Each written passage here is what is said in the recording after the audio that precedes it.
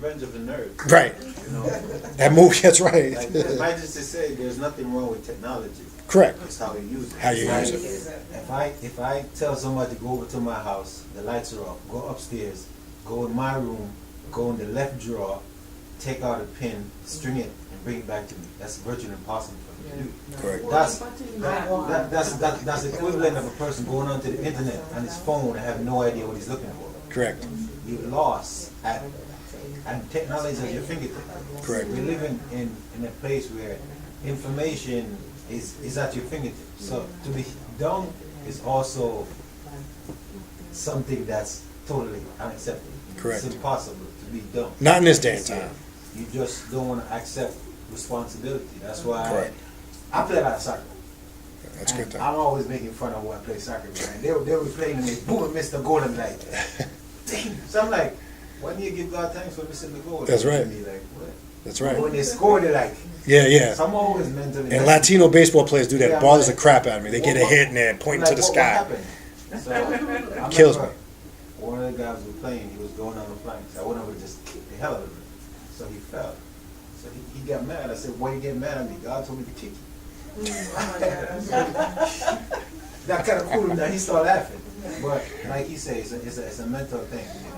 And when you grew up indoctrinated in a way of thinking, it's kind of hard for you to shed it. I mean, give thanks that I grew up in a Christian world in Jamaica, but I was there, but not there. I was physically going through. And a lot of us were like mentally, that. all that stuff that was. A lot of us were struggling with that. When I'm in church, the only thing I was thinking about is When is it going to be over? I can't wait to go to the That's Sunday. right. That's right. As soon as I'm gone, so I never got. That's right. indoctrinated in it. They all sound kind of mumbo jumbo to me, so I never got into it. Well, you got to remember, a lot of people born close to 1970, whether it's right before or 1970 on, those are the children from the age of Aquarius. There are more children in that era. You're going to find a lot of them, a lot of the warriors, the elders, and a lot of the people that have been teaching for years come from that era. It was a new transition. A lot of people from that age of Aquarius era that are still around now, they were the initiators that brought this change in. A lot of these children. Now, the children that are being born now that we're giving birth to, these are warriors, man. They're killers. You piss them off the wrong way, they're not relating and connecting to anything that we're talking about. We're dealing with, this is a whole new breed. And this is America's biggest fear, because the problem is, see, this is what I keep telling all these people, you got all these groups out here now claiming unity, but at the same time promoting separation. Now, problem with that is you can't sit here. If I walk up to a young dude who's out on the street, and he's coming from a tough background, he's selling dope, he's hustling, because that's all he knows. I can't sit here and lecture this dude for 2 hours. Hey, brother, you know how great you was back in Egypt, blah, blah. That dude's looking at me like, I ain't trying to hear this shit. Now the question is, how do you connect to that individual? Because this is a warrior seed that's been birthed into the planet, that the only thing they know is survival of the fittest, and if you're in my way, you better get out of my way. Because there's nothing that's going to get in my way and stop me. This is why I said earlier, we got to be able to take this information and bring it up to date in 2016. Because we can give everybody a history lesson. The history lesson is only going to go so far. Because you can't connect to that drug dealer on the street. I'm telling you this because I sit and talk with these dudes all the time. And I found this out. They're some of the most intelligent, spiritual in tune dudes. We just think that, they're just straight thugs. And they know what's going on, but they haven't been connected to the right way and how to be talked to the correct way. Because you got to remember, survival, when all you know is to survive, you're going to just do whatever you got to do. So that doesn't work. Having somebody sit there and watch a 4-hour lecture on ancient Egypt, you're going to be sleeping about an hour and a half, 2 hours through it.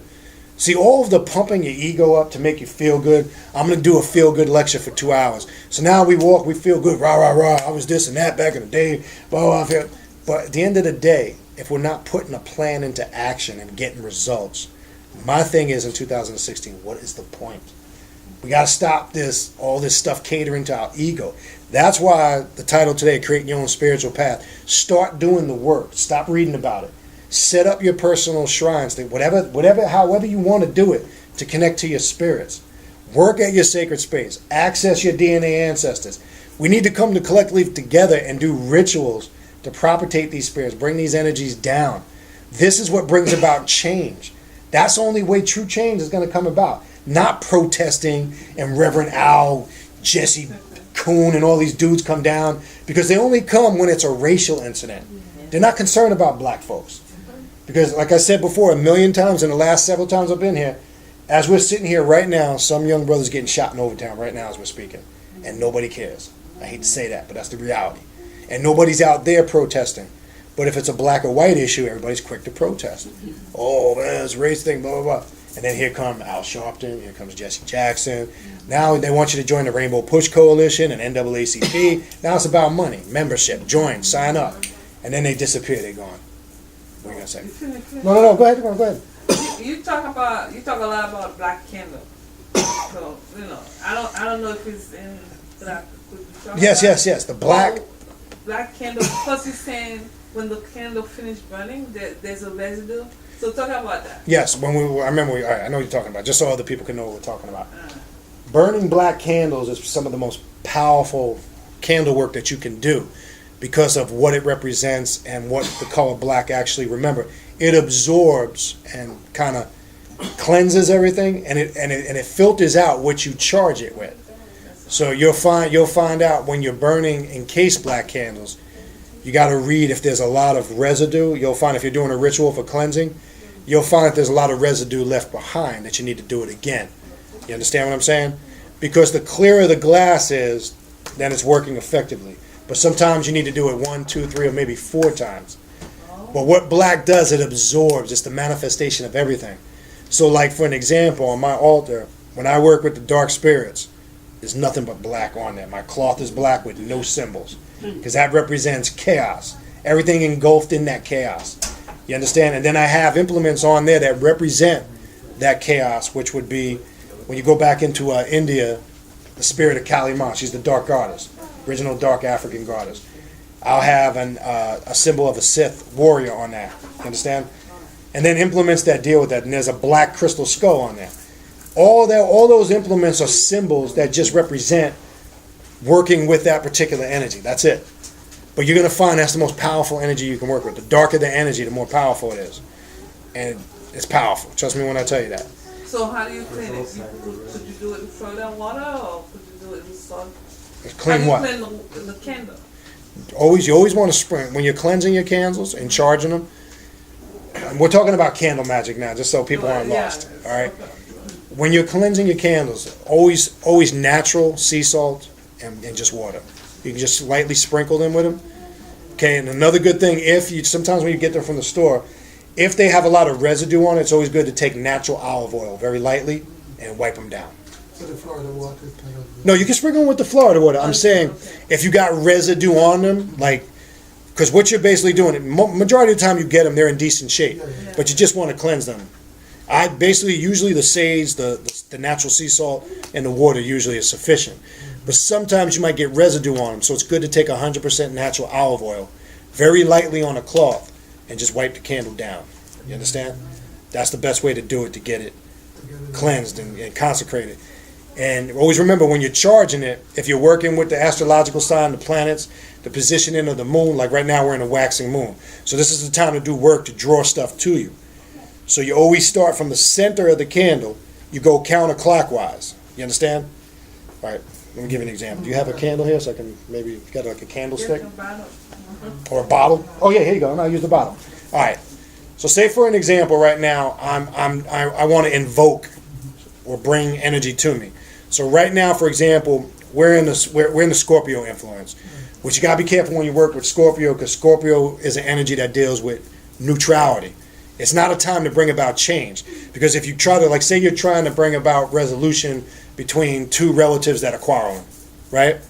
Now wouldn't be the time to do it, because it's just going to be stagnated. It's not the type of energy you work with under the Scorpio sign. Is that what you're talking about? Is that under a cycle? Yes, it goes through cycles, correct. Scorpio is a good time now, like if you're married or you have a spouse, you would, the color pink is good to burn right now to bring balance, harmony, and peace between you and your loved one. Or to just burn pink or blue in the house just to bring peace and blessings in the home. That's it. It's just a time to kind of reflect. It's not really a time to work any magic to bring about drastic change. So if you were banishing you were removing energy. Well, right now we're in waxing. So you would start from the bottom of the candle, counterclockwise when you're dressing it with your oil. You go from the bottom of the candle, counterclockwise up to the center. Stop. Then you go to the top, counterclockwise to the center. That's charging the candle to bring the energy to you. Now, you're really doing this with your mind. It's subconscious. This is just a representation of you charging it with your intent. It's the same thing if you're banishing. It's just reverse. When you're banishing, you start from the middle of the candle. You go clockwise. So you would go down, come back to the middle, go clockwise, and go to the top. That's how you would, if you're banishing. And then when you can do any sigi or symbol over it. You always want to, when you're first, before you, after you charge your candles, you usually do a banishing. You can do a pentagram, an ankh, whatever you want on top of it. So if I'm banishing, I'm coming on top of it with a pentagram. I start from this side, left. That would be banishing. Now, before you're going to light your candles, after you're done charging them, you invoke. You go the other way. You got to know that because the science of the pentagram actually goes back to Egypt. It's not. Get out of that satanic stuff and all that. That's all mythology. So Say why you would do that? I'm just curious. all it is it's just a representation. As you're doing it, you're charging it when you're intent. It's all So take. why? What's the purpose of a candle? I don't understand it. Okay, when you're working camp, the colors is very important in the astrological sign. It's working with the colors and the vibrations that the colors emit. That's the importance of it. Each color has its own energy and its own symbolism. So you're going to find out.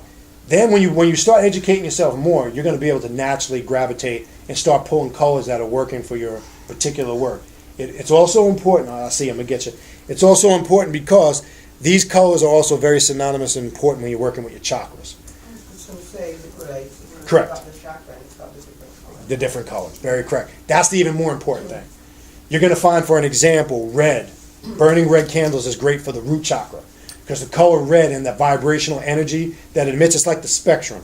It's the same thing when you look at the spectrum. The fastest moving color on the spectrum is blue, which creates the illusion that the sky is blue and the water is blue. How do you know that? I'm going to show you why this is important. I've said this before. If you ever been in an airplane and you're flying, depending on the angle that the sun is reflecting the light, sometimes the water looks blue, sometimes it looks green, and sometimes it can look gray. It's just depending on how fast that energy is passing through the spectrum. It's the same thing when you're working with candle magic. Red tends to stimulate the root chakra. If I was trying to stimulate my sacral chakra, I would use yellow. It's highly spiritual, and the vibrations that the color yellow emits. So you want to educate yourself to that aspect of it and how it correlates to the chakras and to you, and of course the type of spiritual work you're trying to do. Now, black is the most powerful because we know when we merge all those colors on the spectrum, you get black.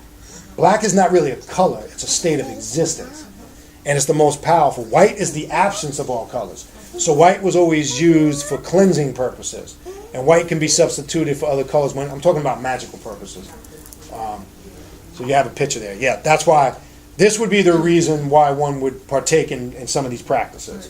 One last question. Sure. I was going to the store, right? Something tell me I got a yellow orange candle in white. Now that's for Tahuti. Right. We talked about that, yeah. So, but the white one is like it's like burning up. So, should I stop burning it or? The white one's burning quick, you mean? Yeah, it's darkened around the top. No, let it go. Because the top is becoming very black. Yeah. All right, so whatever petitioning you're burning, it's telling you there's a lot more work to be done on it. You need to do it again. Do it again. It's working, but there's a lot more. Whatever, you don't need to tell us what you did. It's irrelevant. Yeah. Whatever you petitioned or whatever specific area you're working on yourself, that you're connecting, if it's chakra work, like for an example, say one of your chakras was blocked, and I'm just using an example so people can relate, and say that particular chakra needed some healing. So that's confirming to you that it's working, but until that becomes clear, and you're always going to have some type of residue, Yeah. but until it becomes clear and not obvious like that, then you know you're getting yourself, and you're going to feel it too. You're going to naturally feel it, and then you won't have to do it no more, period. So keep burning that same candle. Keep doing it until that clears itself up a bit, is what I'm telling you, yes.